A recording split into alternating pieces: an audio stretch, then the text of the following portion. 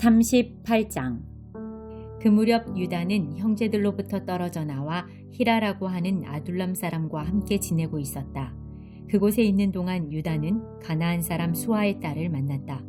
유다가 그녀와 결혼하여 잠자리를 같이 하니 그녀가 임신하여 아들을 낳고 아이의 이름을 엘이라고 했다. 그녀가 다시 임신하여 아들을 낳고 아이의 이름을 오난이라고 했다. 그녀가 또다시 아들을 낳고 아이의 이름을 셀라라고 했다. 셀라를 낳았을 때 그들 부부는 거십에 살고 있었다. 유다가 맏아들 엘에게 아내를 얻어주었다. 그녀의 이름은 다말이었다. 그러나 유다의 맏아들 엘이 하나님께 심히 악한 죄를 지어 하나님께서 그의 목숨을 거두어 가셨다. 유다가 오난에게 말했다. 가서 남편을 잃은 너의 형수와 잠자리를 같이 하도록 하여라. 내 형의 혈통이 끊어지지 않게 하는 것이 동생인 네가 해야 할 도리다. 하지만 오난은 아이를 낳아도 자기 아이가 되지 못할 것을 알고 형수와 잠자리를 같이 할 때마다 형의 아이를 낳지 않으려고 정액을 바닥에 쏟았다. 그가 한 짓은 하나님을 크게 거스르는 일이었다. 하나님께서 그의 목숨도 거두어 가셨다. 그러자 유다는 며느리 다말을 찾아가서 말했다. 내 아들 셀라가 다 자랄 때까지 내 아버지 집에서 과부로 지내고 있거라.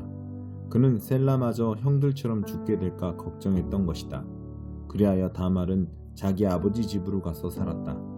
시간이 흘러 유다의 아내 곧 수아의 딸이 죽었다. 애도 기간이 끝나자 유다는 아둘람 사람인 친구 히라와 함께 양떼의 털을 깎으러 딥나로 갔다. 다말은 내 시아버지가 양떼의 털을 깎으러 딥나로 갔다는 소식을 전해 들었다. 그녀는 과부의 옷을 벗고 너울로 얼굴을 가려 남이 알아보지 못하게 한 다음 딥나로 가는 길에 있는 에나임 입구에 앉아 있었다. 그녀는 셀라가 다 자랐는데도 유다가 자기를 그와 결혼시키려 하지 않는 것을 알고 있었다. 유다는 너울로 얼굴을 가리고 있는 그녀를 보고는 창녀라고 생각했다. 그는 길가에 있는 그녀에게 다가가 말했다. 오늘 밤 함께 보내자. 유다는 그녀가 자기 며느리인 줄을 전혀 알지 못했다.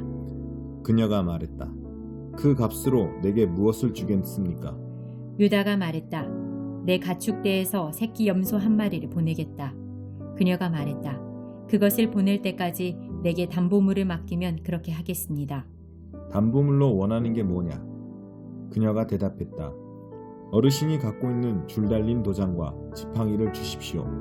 유다는 그것들을 다말에게 건네고 잠자리를 같이 했다. 그녀가 임신하게 되었다. 그녀는 그곳을 떠나 집으로 돌아가서 너울을 벗고 과부의 옷을 다시 입었다. 유다는 친구인 아둘람 사람 편에 새끼 염소를 보내며 그 여자에게서 담보물을 찾아오게 했다. 그러나 그 친구는 그녀를 찾지 못했다. 그래서 그곳 사람들에게 물었다. 이곳 에나임 근처 길가에 앉아있던 창녀는 어디로 갔습니까? 그들이 말했다. 여기에는 창녀가 없답니다. 그가 유다에게로 돌아와서 말했다. 그 여자를 찾을 수 없었네. 그곳 사람들이 거기에는 창녀가 없다고 하더군. 유다가 말했다. 담보물을 가질 테면 가지라지. 우리가 계속 찾아다니면 다들 우리를 보고 손가락질할 것이네. 나는 이 거래에서 내 도리를 다 했네. 내가 새끼 염소를 보냈지만 자네가 그녀를 찾지 못한 것뿐이네. 3달쯤 지난 뒤에 유다의 귀에 한 소식이 들려왔다. 자네 며느리가 창녀짓을 하고 있네. 게다가 이제는 임신까지 했다는군. 유다가 고함을 질렀다. 그 애를 이곳으로 끌어내어 불태워버려라. 사람들이 다말을 끌어내려고 하자 그녀가 시아버지에게 전가를 보냈다. 저는 이 물건의 주인 때문에 임신하게 되었습니다. 이 물건을 확인해 보십시오. 이 줄 달린 도장과 지팡이가 누구의 것입니까? 유다는 그것이 자기 것임을 알아보고 말했다. 그 애가 옳고 내가 잘못했다. 내가 그 애를 내 아들 셀라와 결혼시키려 하지 않았기 때문이다. 유다는 다시는 그녀와 잠자리를 같이 하지 않았다. 다말이 출산할 때가 되었는데 그녀의 태 속에 쌍둥이가 있었다. 아이를 낳을 때 한 아이의 손이 나왔다. 산파가 그 손에 붉은 실을 묻고 말했다. 이 아이가 먼저 나온 아이다. 그러나 바로 그때 그 아이의 손이 도로 들어가더니 그의 동생이 나왔다. 산파가 말했다. 동생이 밀치고 나왔구나. 그래서 아이의 이름을 베레스 돌파라고 했다. 곧이어 그 아이의 형이 손에 붉은 실을 감고 나오니 아이의 이름을 세라 빛나다라고 했다. 39장. 이스마엘 사람들이 요셉을 이집트로 끌고 가자 바로의 신하로 왕실리를 도맡아 관리하고 있던 이집트 사람 보디발이 그들에게서 요셉을 샀다. 하나님께서 요셉과 함께 하셨으므로 그가 하는 일이 다 잘 되었다. 그는 자기 주인인 이집트 사람의 집에서 지내게 되었다. 그의 주인은 하나님께서 요셉과 함께 하시면서 요셉이 하는 일마다 잘되게 해주시는 것을 알았다. 그는 요셉이 몹시 마음에 들어 그에게 자신의 시중을 들게 했다. 그는 자신의 개인적인 일들을 요셉에게 맡기고 모든 재산을 관리하게 했다. 그때부터 하나님께서 요셉으로 인해 그 이집트 사람의 집에 복을 주셨다. 그의 집에 있는 것이든 밭에 있는 것이든 그가 소유한 모든 것에 하느님의 복이 두루 미쳤다. 보디발은 하루 3끼 밥 먹는 일만 신경 쓰면 되었다. 요셉은 용모가 준수하고 잘생긴 남자였다. 시간이 흐르면서 주인의 아내가 요셉에게 반해 어느 날 이렇게 말했다. 나와 함께 침실로 가자. 요셉은 그렇게 하지 않았다. 그는 주인의 아내에게 말했다. 보십시오. 주인께서는 모든 소유를 제게 맡기시고 집안일에 대해서는 일절 신경 쓰지 않으십니다. 그분은 저를 동등한 사람으로 대해주셨습니다. 다만 그분께서 제게 맡기지 않으신 것이 있는데 바로 당신입니다. 당신은 주인님의 아내이기 때문입니다. 그런데 제가 어떻게 그분의 신뢰를 저버리고 하나님께 죄를 짓겠습니까? 그녀가 하루도 빠지지 않고 날마다 졸라댔지만 요셉은 뜻을 굽히지 않았다. 그녀와 같이 자기를 거절한 것이다. 그러던 어느 날 요셉이 일을 보러 집으로 들어갔는데 그날따라 집안에 종들이 아무도 없었다. 그녀가 그의 겉옷을 붙잡고 말했다. 나와 함께 침실로 가자. 요셉은 그녀의 손에 겉옷을 버려두고 집 밖으로 뛰쳐나갔다. 그녀는 그가 겉옷을 자기 손에 버려두고 뛰쳐나간 것을 알고는 종들을 불러 말했다. 이것 좀 봐라. 저 히브리 놈이 본색을 드러내서 너희 모르게 나를 유혹하려 하는구나. 저놈이 나를 욕보이려 해서 내가 크게 소리를 질렀더니 내 고함과 비명소리를 듣고는 이렇게 겉옷을 내 손에 버려두고 밖으로 도망쳤다. 그녀는 자기 주인이 집에 돌아올 때까지 요셉의 겉옷을 가지고 있다가 그에게 같은 이야기를 들려주었다. 당신이 데려온 히브리 놈이 내 뒤를 쫓아와서 나를 희롱하려고 하지 뭐예요. 내가 소리치고 비명을 질렀더니 이렇게 자기 겉옷을 내 손에 버려두고 밖으로 도망쳤답니다. 요셉의 주인은 이게 다 당신의 종이 벌인 일이에요 라고 하는 아내의 이야기에 격분했다. 그는 요셉을 붙잡아 왕의 죄수들을 가두는 감옥에 쳐넣었다. 그러나 하나님께서는 그곳 감옥에서도 여전히 요셉과 함께 하셨고 요셉에게 인자를 베푸셔서 간수장과 가까운 사이가 되게 하셨다. 간수장은 요셉에게 모든 죄수를 맡겼고 요셉은 모든 일을 잘 처리했다. 간수장은 요셉에게 자유를 주고 전혀 간섭하지 않았다. 하나님께서 요셉과 함께 하시면서 그가 하는 일마다 최선의 결과를 낳게 해주셨기 때문이다. 40장.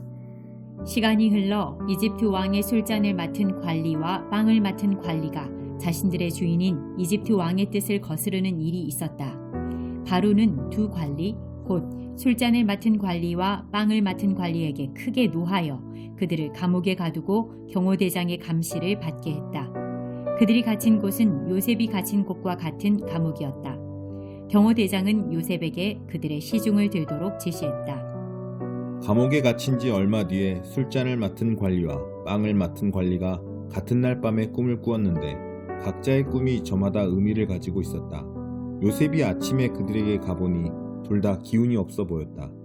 그래서 그는 자신과 함께 갇혀있는 바로의 두 관리에게 물었다. 무슨 일입니까? 어째서 얼굴에 수심이 가득합니까?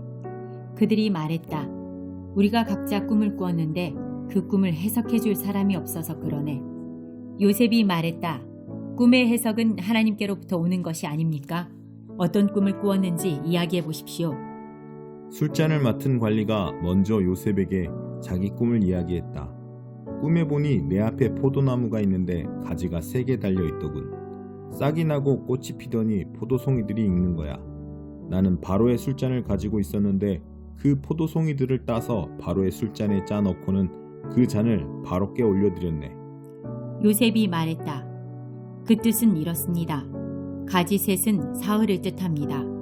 사흘 안에 바로께서 당신을 이곳에서 꺼내어 복직시키실 것입니다. 당신은 술잔을 맡은 관리였을 때와 똑같이 바로께 술잔을 올려드리게 될 것입니다. 당신의 일이 잘 되면 저를 기억해 주십시오. 바로께 제 사정을 아뢰어 주셔서 저를 이곳에서 꺼내 주십시오. 저는 히브리 사람의 땅에서 납치되어 왔습니다. 그리고 저는 여기서도 이 감옥에 갇힐 만한 일을 한 적이 없습니다. 요셉의 꿈 해석이 좋은 것을 보고 빵을 맡은 관리도 그에게 말했다. 내 꿈은 이러하네. 버들가지를 엮어 만든 바구니 3개가 내 머리 위에 있었네. 맨 이 바구니에는 갓 구운 온갖 빵들이 있었는데 새들이 내 머리 위에 바구니에서 그것을 쪼아먹고 있었네. 요셉이 말했다. 그 꿈의 해석은 이렇습니다. 바구니 셋은 사흘을 뜻합니다. 사흘 안에 바로께서 당신의 머리를 베고 당신의 몸을 기둥에 매달 텐데 그러면 새들이 와서 당신의 뼈가 드러날 때까지 모조리 쪼아 먹을 것입니다. 사흘째 되는 날, 그날은 바로의 생일이었다. 바로는 모든 신하를 위해 잔치를 베풀고 술잔을 맡은 관리와 빵을 맡은 관리를 모든 신하가 볼 수 있도록 영광의 자리에 나란히 세웠다. 그런 다음 술잔을 맡은 관리를 본래의 직위에 복직시켰다. 그 관리는 전과 똑같이 바로에게 술잔을 따라 올렸다. 하지만 빵을 맡은 관리는 요셉이 해석한 대로 기둥에 매달게 했다. 그러나 술잔을 맡은 관리는 요셉에게 신경 쓰지 않았다. 요셉의 처지를 까맣게 잊고 만 것이다.